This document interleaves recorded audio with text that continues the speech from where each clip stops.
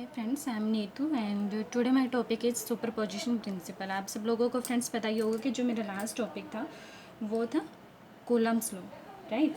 आज जो होगा मेरा टॉपिक वो होगा सुपरपोजिशन प्रिंसिपल एंड हम पढ़ेंगे differences in between gravitational force and electrostatic force कि ग्रेविटेशनल फोर्स में और इलेक्ट्रोस्टैटिक फोर्स में क्या क्या डिफरेंसेस होते हैं। फ्रेंड्स, जो ग्रेविटेशनल फोर्स है उसमें हम किसके बारे में पढ़ते हैं? मासेस के बारे में। किसके बारे में? मासेस के बारे में। तो हम क्या कर लेते हैं, इसमें दो मास ले लेते हैं। पहले मैंने क्या लिया, एक लिया मैंने m1 मास एंड सेकंड मैंने लिया m2 मास। इन दोनों के बीच में जो डिफरेंस रहेगा फ्रेंड्स वो रहेगा r का। जो इलेक्ट्रोस्टैटिक फोर्स होता है फ्रेंड्स उसमें हम पढ़ते हैं किसके बारे में? चार्जेस के बारे में। इसलिए हम क्या लेंगे, यहाँ पे टू चार्जेस लेंगे। फर्स्ट मेरा है q1, सेकंड मेरा रहेगा q2। इन दोनों के बीच में जो डिस्टेंस रहेगा फ्रेंड्स वो रहेगा r का। अब क्या होता है, जो सिमिलरिटीज होती हैं कि इसके बीच में ग्रेविटेशनल फोर्स में और इलेक्ट्रोस्टैटिक फोर्स में वो क्या क्या रहेंगी वो आप नोट कर सकते हैं। क्या पढ़ रहे हैं आप? सिमिलरिटीज़ के बारे में। आप नोट भी कर लीजिए अगर नोट करना है आपको।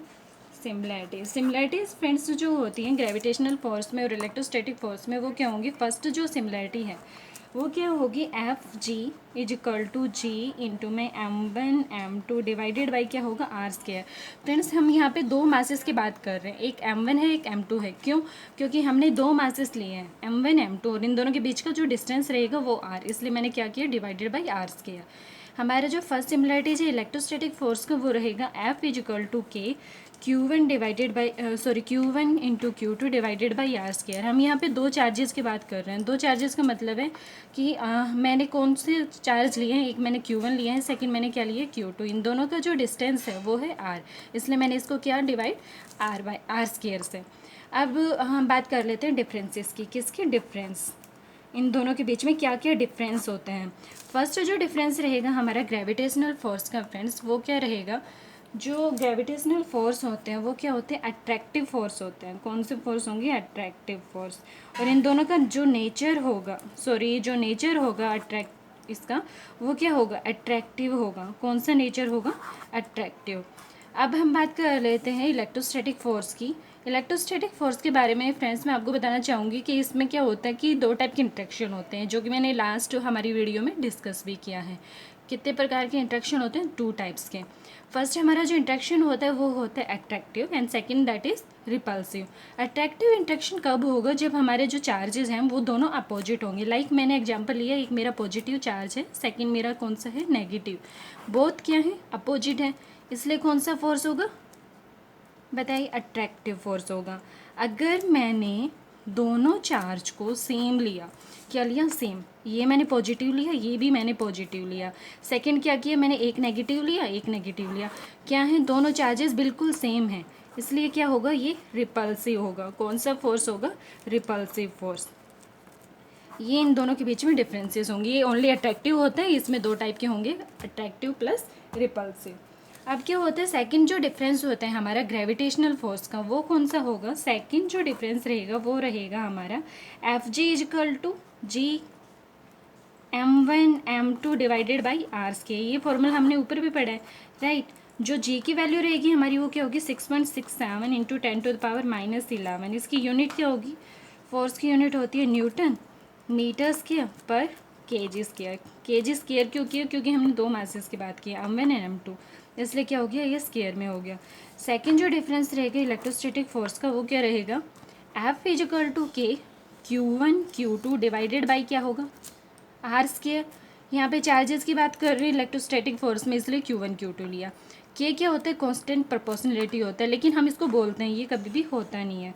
के की जो वैल्यू रहेगी, के किसके इक्वल रहेगा? के होगा 1/4 पाई ई नोट के। ई नोट क्या होता है? ई नोट होता है परमिटिविटी। क्या होगा? परमिटिविटी। परमिटिविटी। अब क्या होता है, जो मैंने के की वैल्यू ली है, K is equal to 1/4 pi E naught, ये कभी भी फिक्स नहीं होगी फ्रेंड्स, क्योंकि जो के होता है हमारा वो मीडियम पर डिपेंड करता है कि मैंने कौन सा मीडियम लिया है। मैंने एयर मीडियम लिया है, वाटर मीडियम लिया है, तो उसी पर ये डिपेंड करेगी के की वैल्यू। अभी जो मैं बात कर रही हूँ वो किसकी बात कर रही हूँ? फ्री स्पेस की, इसलिए हमने ये लिया है K is equal to 1/4 pi E naught. अब हमारा जो नेक्स्ट टॉपिक रहेगा, नेक्स्ट टॉपिक क्या रहेगा? Principle of superposition. कौन सा? Principle of superposition. Principle of superposition में फ्रेंड्स हम किसके बारे में पढ़ेंगे कि हम जो हमारा फोर्स है वो क्या है, किसके बारे में पढ़ेंगे, नेट फोर्स क्या है, चार्जेस के बारे में। जैसे कि मैंने लिया एक चार्ज है, मेरे पास 2 चार्ज है, 3 चार्ज है, या फिर नंबर ऑफ़ चार्जेस है, उस पर मुझे जानना है कि एक पर्टिकुलर चार्ज पर नेट फोर्स कितना है। तो जो नेट फोर्स के बारे में हम जानते हैं वो किसके थ्रू जानते हैं, प्रिंसिपल ऑफ सुपरपोजिशन के थ्रू। अब क्या कर लेते हैं, हमने चार्जेस ले लिए, लाइक मैंने क्यू चार्ज लिया, ये मैंने Q1 लिया, ये Q2 लिया एंड ये Q3। अब क्या किया मैंने, Q को पॉजिटिव चार्ज लिया, Q1 पॉजिटिव, Q2 क्या हो गया हमारा नेगेटिव एंड Q3 क्या होगा पॉजिटिव। अब क्या है, मैंने लास्ट अभी टॉपिक जो किया था उसमें भी बताया था कि जो पॉजिटिव पॉजिटिव होंगे, लाइक जो सेम चार्जेस होंगी वो ऑलवेज रिपेल करेंगे एंड अपोजिट चार्ज क्या करेंगे, अट्रैक्ट। अब क्या है, मेरा ये Q जो है वो पॉजिटिव है, Q3 पॉजिटिव है, रिपेल करेंगे, इसलिए इस साइड क्या होगा हमारा F1। अब क्या है, Q पॉजिटिव है, Q2 मेरा नेगेटिव है, अट्रैक्ट करेंगे, इधर हुआ तो क्या हो गया F2। लास्ट हमारा कौन सा बचा, Q1 एंड Q। अब थर्ड फोर्स में हमें निकालना है, क्यों निकालना है, क्योंकि मैं चार्जेस कितने ले रही हूँ, 3 ले रही हूँ। कितने चार्जेस लिए मैंने, 3 चार्जेस लिए, तो फोर्स में मुझे 3 ही पता करने होंगे, राइट।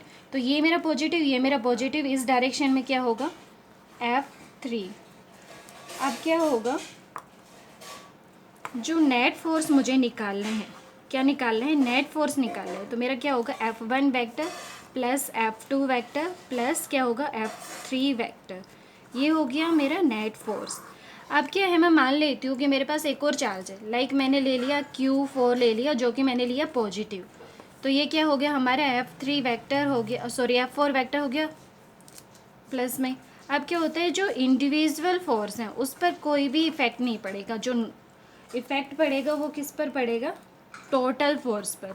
इंडिविजुअल जो होगा फोर्स उस पर कभी भी कोई भी इफेक्ट नहीं होगा, क्योंकि इंडिविजुअल अलग अलग से ऐड हो रहे हैं, और टोटल जो नेट फोर्स निकलेगा वो सबका प्लस होके निकलेगा।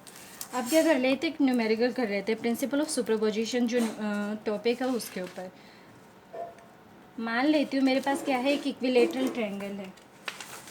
क्या है, इक्विलेटरल ट्रायंगल। ये मैंने लिया इक्विलेटरल ट्रायंगल। अब इक्विलेटरल जो ट्रायंगल है उसमें ये मैंने लिया Q1, ये Q2, Q3। आप सब लोगों को पता होगा जो इक्विलेटरल ट्रायंगल होती है उसकी जो एंगल होती है वो क्या होते हैं, 60 डिग्री के होंगे, राइट। ये भी मेरा 60, ये 60 और ये 60। अब इसमें क्या निकालना है हमें, चार्ज जो नेट फोर्स है वो निकालना है। कौन से चार्ज पे, नोट कर लीजिए, व्हाट विल बी दी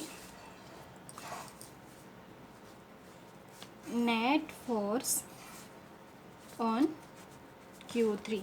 जो हमारा Q3 चार्ज है उस पर क्या फोर्स होगा नेट, ये हमें निकालना है। What will be the net force on Q3 charge, ठीक है।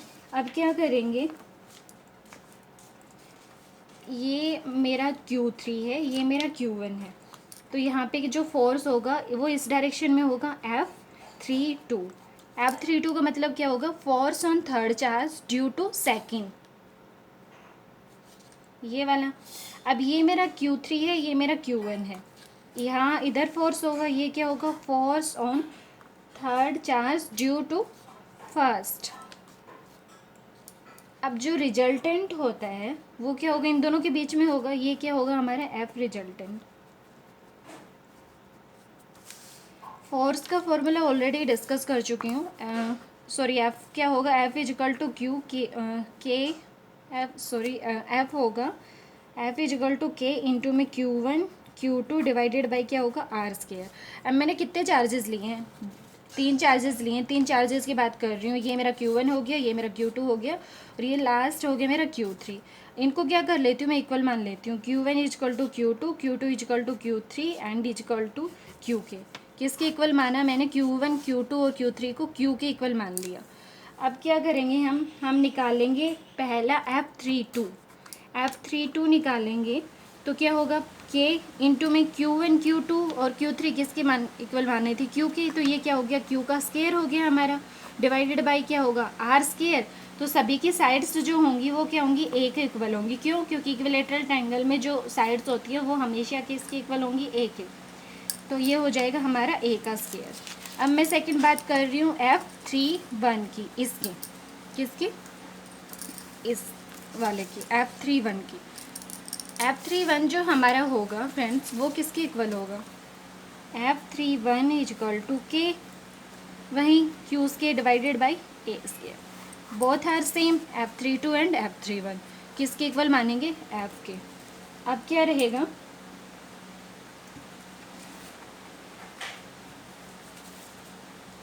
हमें क्या निकालना है, F रिजल्टेंट निकालना है। क्या निकालना है, F resultant.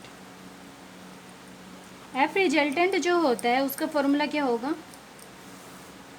Under root mod of A का square plus mod of B का square plus 2 mod A into mod B, और ये होगा कोस थीटा।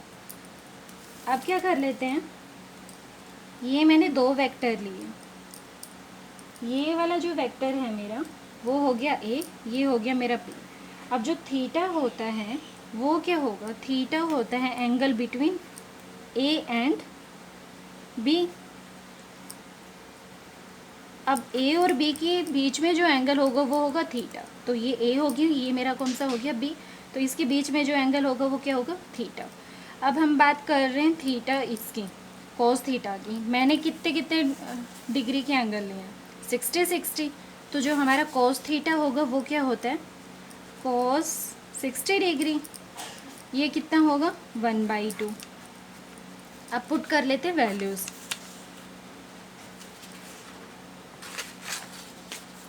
F रिजल्टेंट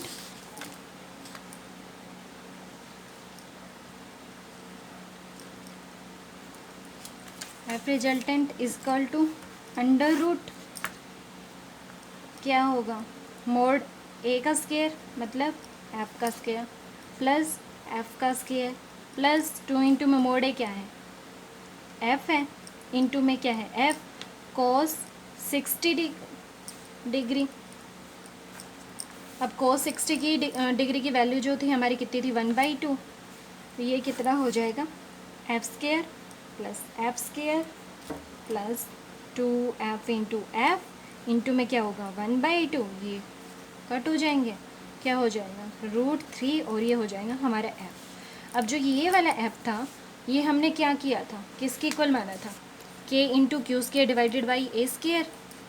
इसको ही पुट कर देंगे, क्या हो जाएगा √3 इंटू में क्या हो जाएगा, K इंटू में Q square divided by A square. ये किसकी वैल्यू निकली हमारी, F रिजल्टेंट की।